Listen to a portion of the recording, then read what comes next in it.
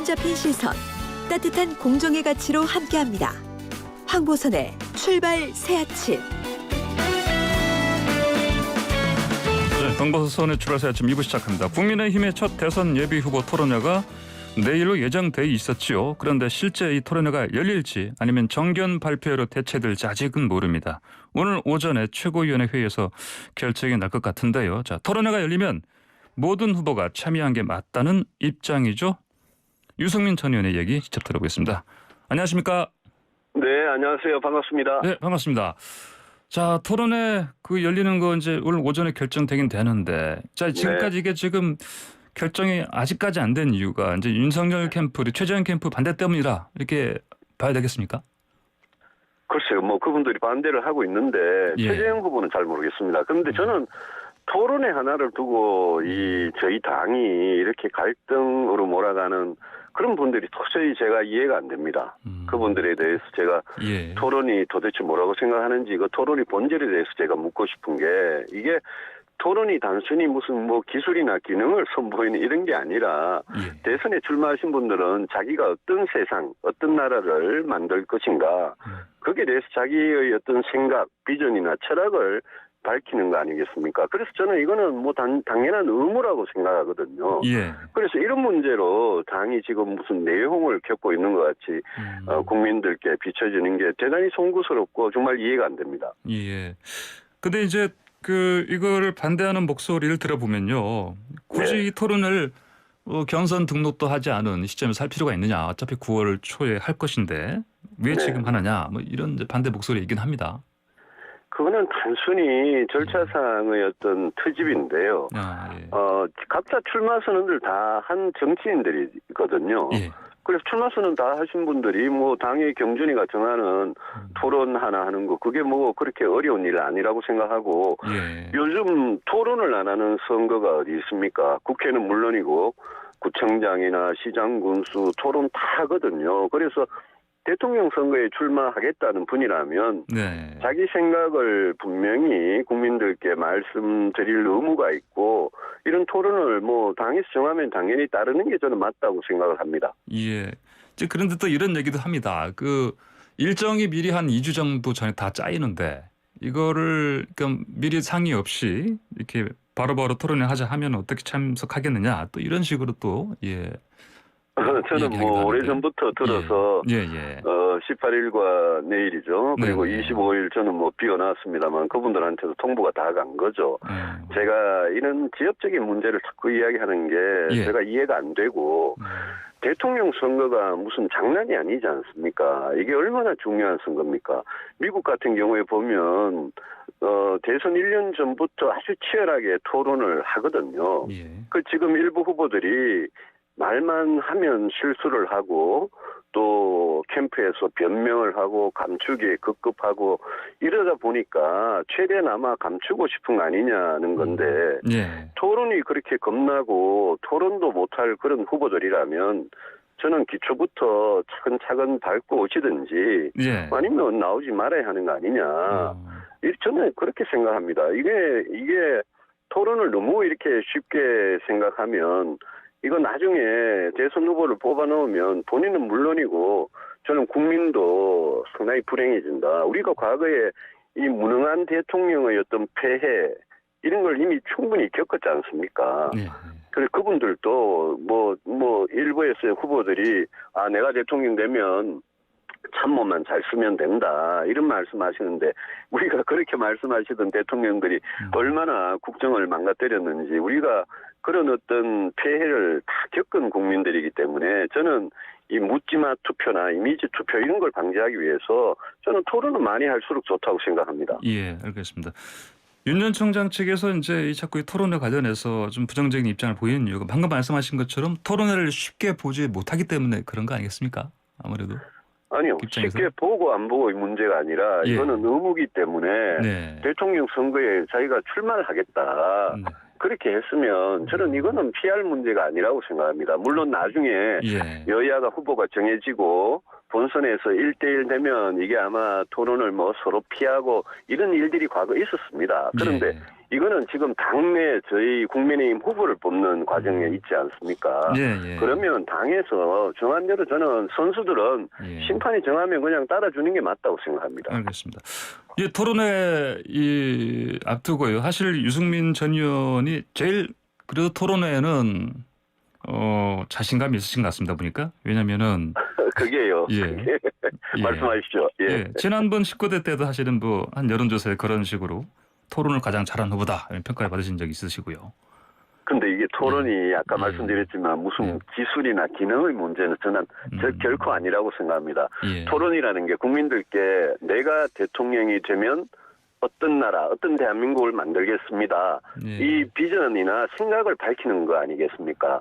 저는 그래서 그게 뭐 무슨 기술적으로, 기능적으로 잘하고 못하고의 문제는 아니라고 생각합니다. 예, 알겠습니다. 자, 그리고 유승민 전 의원님 지금 지지율이요. 이걸 봤을 때 그러면 토론회를 이제 이번 주 내일 이제 뭐 정견 발표가 될 수도 있고 다음 주에는 토론회를 그래도 하지 않겠습니까? 이런 저도 잘 모르겠습니다. 저는 뭐 당에서 정하는 대로 따르겠습니다. 예, 알겠습니다. 그럼 토론회를 계속하면 할수록 유승민 전 의원님께는 뭐 반전의 기회로 뭐 삼아야 되지 않겠습니까? 예, 저는 이번에 뭐 단단한 각오를 하고 준비를 많이 하고 출마를 했습니다. 지금 그동안 뭐 좀 과거 지지부진했던 그런 지지율이 이제 저는 뭐 빠르게 올라간다고 느끼고 있고요. 각종 여론조사에서도 그렇게 나타나고 있고 지금부터 딱 3달간 아직 3달도 안 됩니다만은 이 기간이 국민의힘 대선 후보를 뽑는 가장 중요한 시간이고 치열한 토론이 있을 거라고 저는 생각을 하고 준비를 하고 있습니다. 알겠습니다. 그럼 단단히 준비 중이신 것 같은데 보니까요. 네네. 금주 중이시겠습니다. 그럼 술도 끊으시고. 예, 그렇습니다. 요즘 술을 한 방울도 못 마십니다. 그렇습니까? 예, 알겠습니다. 자, 저출생 대책 같은 거 지금 공약들을 계속 하나씩 내놓고 계시는데요, 보니까요. 예, 계속 내고 있습니다. 예. 그리고 그저께 광복절에도 내셨죠? 네. 일자리 공약이죠? 그렇습니다. 그러니까 100만이 2번 들어가던데요, 보니까요? 예, 100입니다. 예, 2번 들어갑니다. 예, 그것 좀 설명해 주십시오, 일단. 그 공약이 제가 굉장히 심혈을 기울인 공약이고, 제일 중요한 게 다음 정권 초반에 일자리와 부동산 문제라고 생각하는데요. 일자리 같은 경우에 제가 3가지를 이야기하고 있습니다. 하나는 그동안 한 30년 동안 우리 경제가 5년마다 정권이 바뀔 때마다 1%씩 계속 경제 성장이 추락했습니다. 이거를 반전을 시켜야 되는데, 지금 이 기술혁명 시대 또 국가 간 기술 경쟁이 치열한 시대에 경제를 일으키기 위해서 가장 중요한 게 저는 혁신 인재라고 생각합니다. 그래서 제가 혁신 인재 100만 양병이라는 아주 강한 표현을 썼는데 저는 문재인 정부 같이 공무원 더 뽑고 공공부문 일자리 만드는데 국민 세금을 낭비할 게 아니라 저는 혁신 인재를 기르는데 그 혁신 인재들이 우리 경제를 먹여 살릴 수 있도록 하는데 저는 다음 정부가 이제 온 힘을 기울여야 된다 이렇게 생각하고요. 또 아무리 기술혁명이 일어나도 사람의 노동력, 사람의 손이 꼭 필요한 그런 일자리들이 있습니다. 돌봄, 간병, 고용중개 뭐 이런 여러 가지 일자리들이 있는데 그걸 제가 사회 서비스 일자리라고 부릅니다. 거기에서 또 100만을 일자리를 만들겠다라는 약속을 드리고 세 번째 마지막은 반도체입니다. 반도체가 지금 우리 삼성전자나 SK 같은 데가 메모리 분야는 굉장히 강한데 우리가 미국이나 대만에 비해서 또 중국에 비해서 비메모리 분야가 앞으로 굉장히 중요해지는데 여기가 너무 약합니다. 우리가. 그래서 저는 정부가 예산을 투입해서 이런 산업을 직접 육성하는 그런 산업 정책을 제가 좋아하지 않습니다만은 이 비메모리 반도체 분야만큼은 반드시 정부가 선투자를 해서 이 비메모리 분야 일자리가 많이 생기고 세계를 제패할 수 있도록 하는 게 중요하다. 그 공약을 드렸습니다. 그렇군요. 그렇게 발표하신 게 그러니까 3가지 축으로 지금 정리해볼 수 있겠네요. 네네. 그러면은 사실 그 여권에서는 정세균 전 총리가 그 경제 대통령 이렇게 말씀하시는데 경제 대통령 그러면 유승민 전 의원께서 그 타이틀을 쓰셔도 되는 거 아닙니까? 제가 그 타이틀 꼭 뺏어오고 싶습니다. 저는 예. 오래전부터 제가 예. 대통령이 되면 정말 경제 하나만큼은 네. 확실하게 살리겠다. 그래서 일자리, 부동산, 복지 이 문제 제가 꼭 해결하고 싶다. 이 꿈을 아주 예. 단단하게 갖고 있습니다. 알겠습니다. 지금 저희가 그 유튜브에서 보이는 라디오도 함께 지금 하고 있는데요. 채팅창에 네. 유승민 의원님 그 응원하는 글이 많이 올라옵니다. 감사합니다. 인기가 올라가는 중이다. 체감하십니까? 예. 저는 요즘 예. 여론이 많이 바뀌고 있다고 생각을 하고 예. 그동안 저에 대해서 좀 서운하셨던 그런 적극적인 보수층에서도 정권 교체를 하기 위해서는 본선 경쟁력이 중요하다. 예. 이걸 저는 깨닫고 계신다고 생각을 합니다. 알겠습니다. 그분들도 저는 지지해 주실 거라고 믿습니다. 응원해 주시는 분들, 지지해 주시는 분들 중에 또 대학생, 사회초년생들도 지금 그 표심을 얻고 계시다. 이거 보십니까? 예, 그렇습니다. 저는 부산, 울산, 경남을 얼마 전에 다녀왔는데 예. 거기서도 그 지역에 지방대학을 나오고 일자리 때문에 굉장히 어려움을 겪고 있는 젊은이들하고 예. 제가 딱 2번에 걸쳐서 대화를 충분히 나누고 왔고 예. 저는 저희 공약은 미래를 향한 게 굉장히 많기 때문에 그게 일자리든 주택이든 연금, 국민연금 문제든 저는 지금 20대, 30대, 40대 그분들이 미래를 정말 밝게 해주는 그런 대통령이 되고 싶습니다. 예, 알겠습니다. 그리고 자 이것도 여쭤볼게요. 그 이준석 지금 당대표가 몇 달 전에요. 3월에 네. 유튜브 채널에서 유승민 전 의원을 대통령 만들 거다. 윤석열 대통령 지고 떠나겠다 얘기했는데 그 진심이 가득 담긴 얘기 아니겠습니까?